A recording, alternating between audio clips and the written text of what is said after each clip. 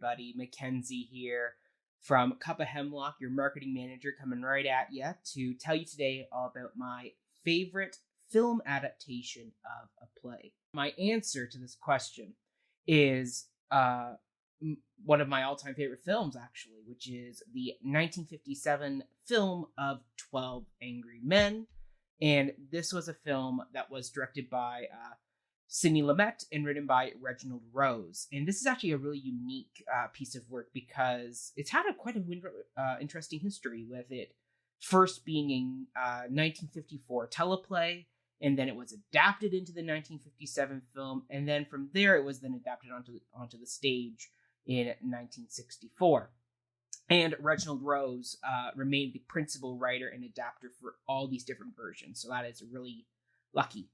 So that's why it's such a well-written, well-crafted piece that's remained consistent throughout each of its translations. So I came to this film after I went and saw the 2008 touring production with Mirvish, starring Richard Thomas. From there, I then went home and I rented the DVD version of this 1957 film. Why do I think it's such a good adaptation? So, I think this is a good adaptation because, due to its simple premise and concept, this piece of the film and the stage adaptation, they're very similar to each other. They mirror each other, and the plot points all match up. And oftentimes when you're adapting a play from the stage to the film, or even vice versa, where the film's becoming a stage show, you're oftentimes either adding plot points in, or you're taking plot points out to either simplify the story to fit it into a setting, or to expand the story into a bigger setting.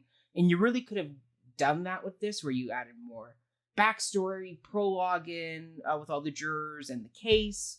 But instead, this remains a very simple premise, where it all starts the same way, with the judge describing what has to be done, and then the jurors coming into the room, and then from there, the whole setting just being in this one hot room that just builds in heat, and these men's tempers just continue to rise, and it's really just a well-crafted story that is a really faithful adaptation across all these different forms, whether it was teleplay, the film, or then the straight stage show adaptation. You can watch this play on stage and then go watch the film, and literally they are mirrors of each other. So I think that's why it's such a good adaptation, was that it didn't fall into the trap of what usually happens when adapting plays into different forums. My favorite scene. So my favorite scene of the film is when juror number 8, Henry Fonda, is fighting with the other men. They've just had their vote of 11-1 guilty, and he's holding out, and so they bring in the knife, the pocket knife, the murder weapon, and they all think that this is this unique knife that nobody else is going to have. And all of a sudden, Henry Fonda, as juror number 8, pulls out the identical second pocket knife, and it kind of shocks the whole room. And it's such a great turning point, because after this point, you're like, I don't know how he's going to turn the tide of this. Like, they're all very set, and they all seem really secure about their convictions about what happened in this case. And then all of a sudden, out pops this pocket knife, and now you have reasonable doubt in this case. And from there, it just snowballs into more pieces of evidence becoming questionable.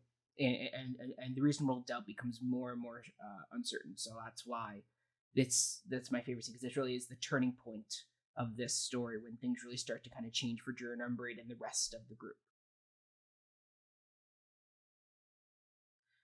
My stand-up performance is actually Ed Begley as juror number 10. This performance is wonderful, with the way that it incrementally reveals the true bigoted nature of this juror. His big, iconic, I don't understand you people monologue is actually, if you watch it closely, is strategically built to. It isn't this big revelation of who this man is. Instead, if you watch it and watch for the hints, with his little side remarks and little looks, you actually can really see this film building toward this climactic moment. But sometimes you don't catch that on the first watch. You totally are caught off guard by the sudden reveal of who this man really is. And Ed Begley does such a great job, whether you're watching for the first time and don't catch the hints, or if you are watching for the hints and you do catch them. Ed Begley does such a great layered performance of this. But this character is just so wonderfully crafted. And the fact that right after this great iconic moment of this monologue that he gives, he never speaks again and just sits alone in the corner. And even in sitting alone in the corner, he has such a powerful presence in the background. So I would say Ed Begley as juror number 10 is my standout performance. Thank you, everybody, for listening and watching in on this. I look forward to hearing what everybody else's favorite film adaptation of a play is. Be sure to leave it in the comments below. And then be sure to follow us on all our social media platforms because there's lots more great content coming your way. So thanks so much, everybody. Have a great rest of your day. Bye.